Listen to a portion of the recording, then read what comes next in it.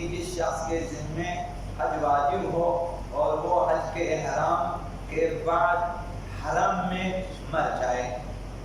احرام باندھ لیتے ہیں کسی ایک میقات سے اور اس کے بعد احرام باندھنے کے بعد نیت احرام کے بعد تلبیہ پڑھنے کے بعد چلے جاتے ہیں حرم میں اور حرم میں مر جاتا ہے وہ، تو اس کا حج ادا ہو گیا. وہ کفایت کرتا ہے چاہے اس کا حج تمتع ہو یا حج قران ہو یا حج افراد. عرض کیا کہ جو لوگ مکہ سے 16 فرسخ کے فاصلے پر رہتے ہیں ان کا جو حج ہے وہ حج افراد حج قران وغیرہ ہوتے ہیں، اور جو 16 فرسخ سے دور رہتے ہیں تو ان کے لیے حج تمتع ہے. ان میں اعمال میں کچھ نہ کچھ فرق ہوتے ہیں ورنہ حج وہی ہے. تو چاہے حج تمتع ہو یا حج افراد ہو یا حج قران، احرام کے بعد حرم میں اگر مر جائے اس کا حج ادا ہو گیا اور اس کے ذمے پھر قضا نہیں ہے. اگر عمرہ تمتع کے درمیان مر جائے تب بھی حج کے لیے کافی ہے، کیونکہ عمرہ تمتع حج تمتع ایک ساتھ ہے. تو عمرہ تمتع کے دوران اگر یہ شخص مر جاتا ہے تب بھی اس کا حج تمتع ادا ہو جاتا ہے اور اس کی قضا واجب نہیں ہے. یہ بعض افراد کے لیے ممکن ہے. آپ گئے ہیں اور آپ نے دیکھے ہیں کہ مر جاتے ہیں راستے میں یا حرم میں یا طواف کے دوران یا سعی کے دوران یا عرفات میں یا منی میں مثلا مر جاتے ہیں، تو یہ احکام وہاں پہ جو ہیں لاگو ہو جاتے ہیں. اور اگر اس سے پہلے مر جائے یعنی حرم میں داخل ہونے سے پہلے مر جائے تو پھر اس حج کی قضا اس کے ذمہ واجب ہے. اب جب قضا واجب ہے تو اس کے اصل مال میں سے لیا جائے گا اور اس کا حج ادا کیا جائے گا اگر مال وغیرہ ہو. چاہے احرام کے بعد حرم میں داخل ہونے سے پہلے مر جائے یا حرم میں داخل ہونے کے بعد بغیر احرام کے مر جائے، اس کا حج ادا نہیں ہوگا، قضا ہے. مثلا احرام باندھا حرم میں داخل نہیں ہوا مر گیا، اس کا حج ادا نہیں ہوتا. یا پھر حرم میں آ گیا تھا لیکن احرام کے بغیر آیا تھا تب بھی اس کا حج ادا نہیں ہوگا، قضا اس کے ذمہ واجب ہے. اور یہ حکم جو ہے حج الاسلام یا حجۃ الاسلام کے لیے مخصوص ہے. وہ جو واجب حج ہے اس کے لیے مخصوص ہے، اور وہ حج النذر کی وجہ سے واجب ہو جائے یا حج کو باطل کرنے کی وجہ سے دوبارہ اس کے ذمہ آ جاتا ہے، ان کے لیے یہ حکم نہیں ہے. جو اصل حج ہے اس پہ جب جائے ان کے لیے اس کے لیے حکم ہے. ایک شخص نذر کر کے جاتا ہے اس کے لیے حکم نہیں ہے، نذر ادا کرنا ہوتا ہے. مثلا جو بھی احکام نذر ہے یا پھر حج کو باطل کیا آپ دوبارہ سے قضا کرنے جاتے ہیں اس کے لیے بھی یہ حکم نہیں ہے.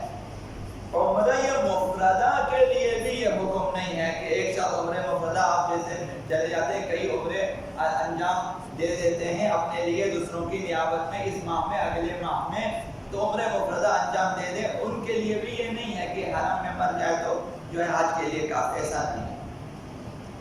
اور ان میں سے کسی ایک پر بھی کافی ہونے کا حکم لاگو نہیں ہوگا. یہ تفصیلی حکم تھا آپ کی خدمت میں عرض کیا. باقی ایک دو معلوماتی مسائل ہیں حج کے بارے میں. مستطیع کافر، ایک کافر ہے اور اس کے بعد حج کے اخراجات موجود ہیں، حج اس پر واجب ہے کہ وہ حج ادا کرے، لیکن جب تک کفر کی حالت میں ہے حج اس کا صحیح نہیں ہے. تو مسلمان ہونا واجب ہے، مسلمان ہونے کے بعد حج کرنا واجب ہے. ایسا نہیں کافر جو ہے وہ فارغ نہیں ہے، ان کے ذمہ یہ ساری چیزیں تمام اسلامی قوانین لاگو ہے لیکن وہ نہیں مانتے اس کی مرضی ہے. یعنی اسلامی قانون کے مطابق حج اس کے ذمہ ہے، اگر مستطیع حج واجب ہے لیکن کفر کی حالت میں حج صحیح نہیں ہے. اگر استطاعت ختم ہونے کے بعد مسلمان ہو جائے تو اس پر حج واجب نہیں ہے. دوسرا مسئلہ، اگر کوئی غیر شیعہ مسلمان حج کرے اور بعد میں شیعہ ہو جائے، پہلے کسی ایک اسلامی فرقے سے تعلق رکھتا تھا لیکن شیعہ نہیں تھا، حج انجام دیا اور بعد میں شیعہ ہو جائے تو پھر حج کی قضا اس کے ذمہ واجب نہیں، اس کا حج ادا ہو گیا بشرطے کہ اپنے مذہب کے احکام حج کے مطابق اس نے حج کو درست انجام دیا ہو.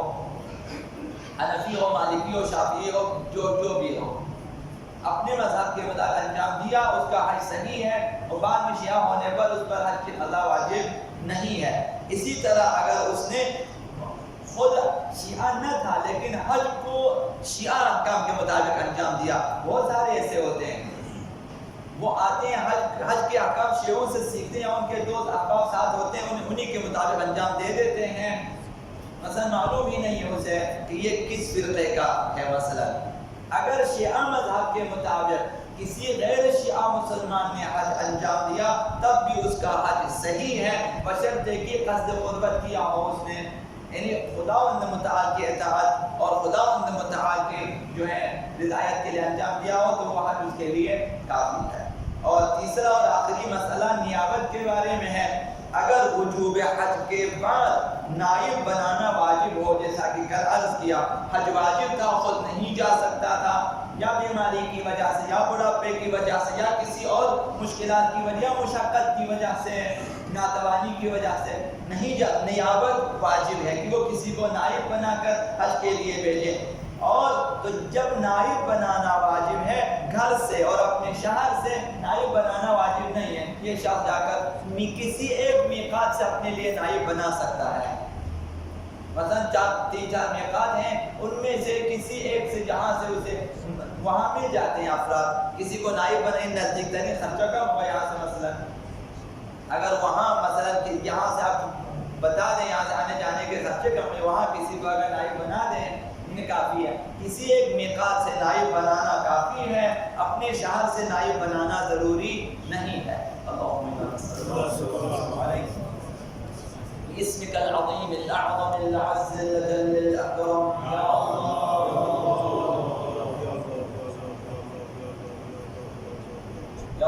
یا رحمان یا رحیم یا مقلب القلوب ثبت قلوبنا على دینک، اللہم ارزقنا توفیق الطاعة وبعد المعصية وصدق النية وعرفان الحرمة، وأكرمنا بالهدى والاستقامة وسدد ألسنتنا بالصواب والحكمة، واملأ قلوبنا بالعلم والمعرفة، وطهر بطوننا من الحرام والشبهة، واكف أيدينا عن الظلم والسرقة، واغضض أبصارنا عن الفجور والخيانة، واسدد أسماعنا عن اللغو والغيبة، بحق محمد وآله وصحبه الطاهرين.